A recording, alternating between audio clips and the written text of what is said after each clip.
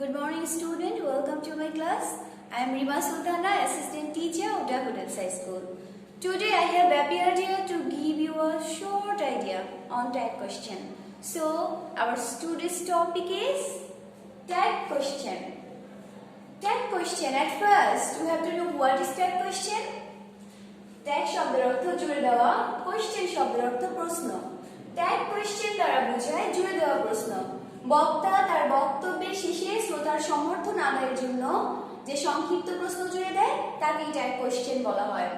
যেমন দেখো, we are learning tag question, aren't we? আমি বললাম আমরা ট্যাগ কোয়েশ্চেন শিখছি, তাই নয় কি? তোমাদের উদ্দেশ্যে প্রশ্ন কি করলাম? তাই নয় কি? এই যে তাই নয় কি, aren't we, এটাকেই বলা হবে ট্যাগ কোয়েশ্চেন। এই ট্যাগ কোয়েশ্চেন গঠনের কতিপয় নিয়ম রয়েছে, চলো দেখা যাক আমরা কিভাবে ট্যাগ কোয়েশ্চেন গঠন করব। ট্যাগ কোয়েশ্চেন গঠনের নিয়ম। ফার্স্টলি, সেন্টেন্সটি অপরিবর্তিত অবস্থায় বসবে। সেকেন্ডলি, কমা বসবে। থার্ডলি, অক্সিলারি ভার্ব বসবে। Fourthly, affirmative sentence, negative tag question. অর্থাৎ সেন্টেন্সটি যদি অ্যাফার্মেটিভ হয় আমাদের নেগেটিভ ট্যাগ কোয়েশ্চেন গঠন করতে হবে। এই ক্ষেত্রে অক্সিলারি প্লাস কন্ট্রাক্টেড নট ব্যবহৃত হবে। সেন্টেন্সটি যদি নেগেটিভ হয় আমাদের অ্যাফার্মেটিভ ট্যাগ কোয়েশ্চেন গঠন করতে হবে। এই ক্ষেত্রে অক্সিলারি ভার্বের পর কোনো নট ব্যবহৃত হবে না। ফিফথলি, সেন্টেন্সের সাবজেক্টের প্রোনাউন ফর্ম বসবে। অর্থাৎ প্রদত্ত সেন্টেন্সের সাবজেক্ট যেটি রয়েছে তার প্রোনাউন ফর্মটি হবে ট্যাগ কোয়েশ্চেনের subject. Finally, we have to use our question mark. উপরের সেন্টেন্সটি লক্ষ্য করো, we are learning tag question. আমাদের প্রদত্ত সেন্টেন্স ছিল we are learning tag question. আমি ট্যাগ কোয়েশ্চেন গঠন করার জন্য সেন্টেন্সটি অপরিবর্তিত অবস্থায় রেখে দিয়েছি, দেন কমা ব্যবহার করেছি, এরপর অক্সিলারি ভার্ব আনতে হবে। আমি সেন্টেন্সটি পড়ে দেখলাম, সেন্টেন্সের মাঝে অক্সিলারি ভার্ব আর রয়েছে, সো আমি ট্যাগ কোয়েশ্চেনের অক্সিলারি হিসেবে এই আরটাকেই এখানে নিয়ে নিলাম। আমরা পড়েছি সেন্টেন্সটি যদি অ্যাফার্মেটিভ হয় ট্যাগ কোয়েশ্চেন করতে হবে নেগেটিভ, আর সেন্টেন্সটি নিজেই যদি নেগেটিভ হয় সেই ক্ষেত্রে ট্যাগ কোয়েশ্চেন গঠন করতে হবে অ্যাফার্মেটিভ। আমি সেন্টেন্সটি পড়ে দেখলাম we are learning tag question, affirmative sentence, সেহেতু আমাকে ট্যাগ কোয়েশ্চেন করতে হবে নেগেটিভ। সো আর এর সাথে আমাকে দিতে হবে কন্ট্রাক্টেড নট, কেন শর্তে পড়েছি আমরা নেগেটিভ ট্যাগ কোয়েশ্চেন হলে অক্সিলারি প্লাস কন্ট্রাক্টেড নট ব্যবহৃত হয়। সো আর এর সাথে যখন আমি কন্ট্রাক্টেড নট ব্যবহার করব একসাথে হয়ে যাবে আর। সো আমি আর দিয়ে দিলাম। এবার চলে যাব সাবজেক্টের প্রোনাউনে। সাবজেক্ট ছিল উই নিজেই একটা প্রোনাউন, সেহেতু আমাকে এই প্রোনাউনটাই ট্যাগ কোয়েশ্চেনের সাবজেক্ট করতে হবে, সেটা আমি কি দিলাম আর এন্ড উই, তাই নয় কি? আশা করি তোমরা বুঝতে পেরেছো। এবার খেয়াল করো, তাহলে ট্যাগ কোয়েশ্চেন করতে হলে আমাদের কি কি জানতে হবে? ফার্স্টলি, আমাদের জানতে হবে কখন কোন অক্সিলারি ভার্ব ব্যবহার করব। সেকেন্ডলি, আমাদের জানতে হবে কন্ট্রাক্টেড নটের ব্যবহার, and finally we have to know বিভিন্ন সাবজেক্টের প্রোনাউন ফর্মগুলো আমাদের জানতে হবে। ওকে, প্রথমেই চলে আসা যাক কি কখন আমরা কোন অক্সিলারি ভার্ব ব্যবহার করব।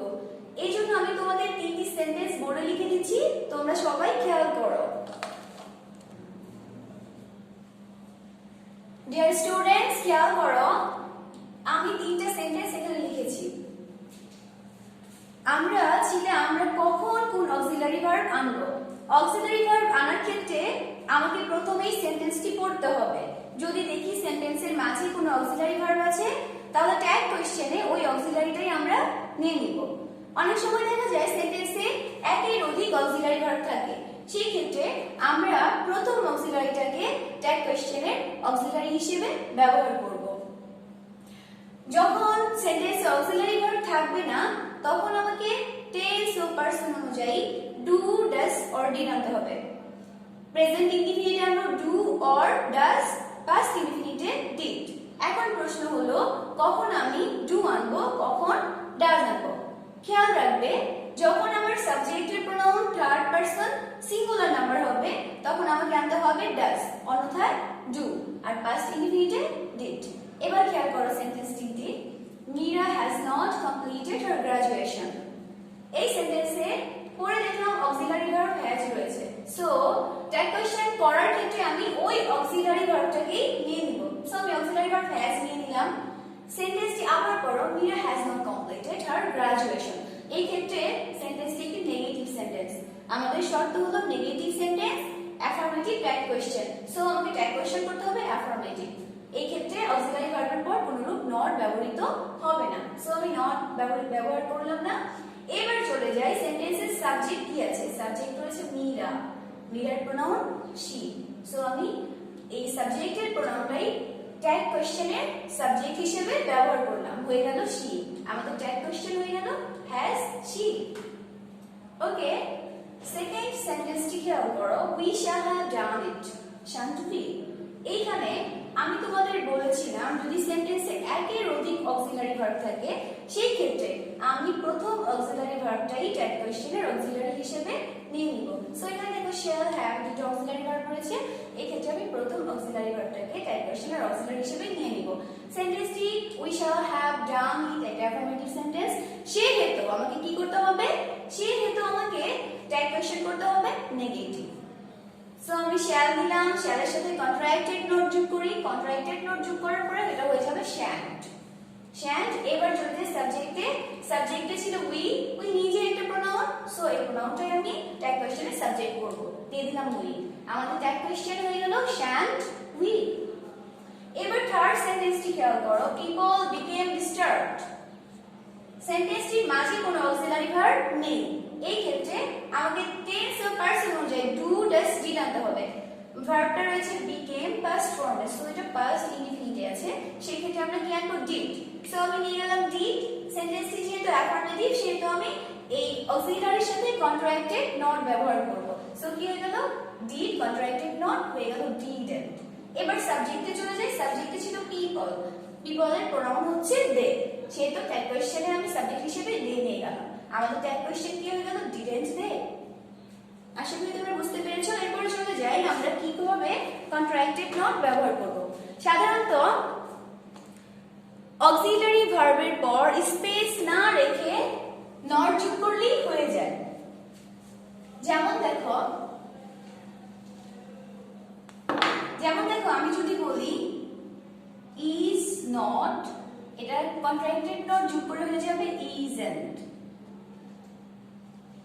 যদি বলি আর নট, ইকুয়াল টু হয়ে যাবে আরন্ট। একইভাবে অন্য সব অক্সিলারির সাথে স্পেস না রেখে কন্ট্রাক্টেড নট ব্যবহার করতে হবে। তবে কিছু ক্ষেত্রে ব্যতিক্রম রয়েছে, আমরা ব্যতিক্রমগুলো একটু খেয়াল করি। am not ইকুয়াল টু কিন্তু amn't হয় না, হয়ে যাবে aren't।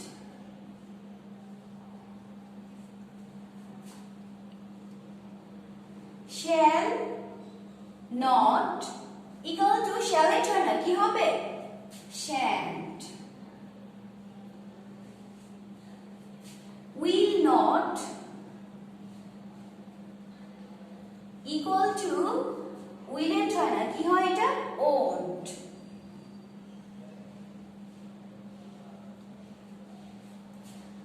cannot equal to can't। এখানে দুইটা এন হবে না, আমি যখন কন্ট্রাক্টেড নট ব্যবহার করব তখন একটা এন ব্যবহৃত হবে। আশা করি তোমরা বুঝতে পেরেছো। এই কয়েকটা ছাড়া বাকি সবগুলোর সাথে স্পেস না রেখে আমরা কন্ট্রাক্টেড নট ব্যবহার করব। এরপরে চলে যাই প্রোনাউনে। তোমরা সবাই খেয়াল করো, সাধারণত ফার্স্ট পারসন সিঙ্গুলার নাম্বারের প্রোনাউন কি হয়, আই। ফার্স্ট পারসন প্লুরাল নাম্বারের pronoun we. Second person plural এবং সিঙ্গুলার এবং প্লুরাল উভয় প্রকার প্রোনাউন হবে ইউ, অর্থাৎ ইউ দ্বারা তুমিও বোঝায়, তোমাদেরও বোঝায়, তোমাদেরকেও বোঝায়। ওকে, এবার চলছে থার্ড পারসন।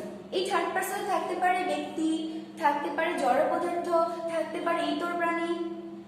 এখন আমরা খেয়াল করি, থার্ড পারসন সিঙ্গুলার নাম্বার যদি কোনো ব্যক্তিকে বোঝায় তাহলে তার প্রোনাউন হবে he or she. Third person singular number যদি কোনো ব্যক্তিকে না বুঝিয়ে জড় পদার্থ, ইতর প্রাণী কিংবা শিশুকে বোঝায় তখন তার প্রোনাউন হবে ইট। যেমন দেখো দ্য বেবি, এর প্রোনাউন হবে ইট। একইভাবে রহিম করিম, এটা ব্যক্তিকে বুঝাচ্ছে, সো এক্ষেত্রে আমি এর প্রোনাউন কি দিব, রহিমের ক্ষেত্রে হি। আবার যদি মিনা বলি, মিনার ক্ষেত্রে শি। এবার চলে যাই থার্ড থার্ড পারসন প্লুরাল নাম্বারের প্রোনাউন কি হবে? মাথায় রাখবে থার্ড পারসন প্লুরাল নাম্বার হোক সেটা ব্যক্তি, বস্তু, জড় পদার্থ যাই হোক, প্লুরাল নাম্বারের প্রোনাউন সবসময় কি হবে? দে। অর্থাৎ থার্ড পারসন প্লুরাল নাম্বারের প্রোনাউন অল টাইম কি হবে? দে। এবার আমরা কিছু সাবজেক্ট শিখি যেগুলোর প্রোনাউন কি হয় দেখি। ওকে খেয়াল করো, everybody,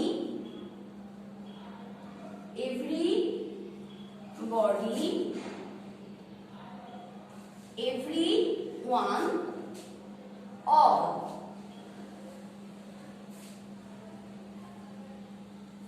Nobody, no one, none, someone. এদের প্রোনাউন হবে দে। অর্থাৎ everybody, everyone, all, nobody, no one, none, someone এদের প্রোনাউন হবে দে।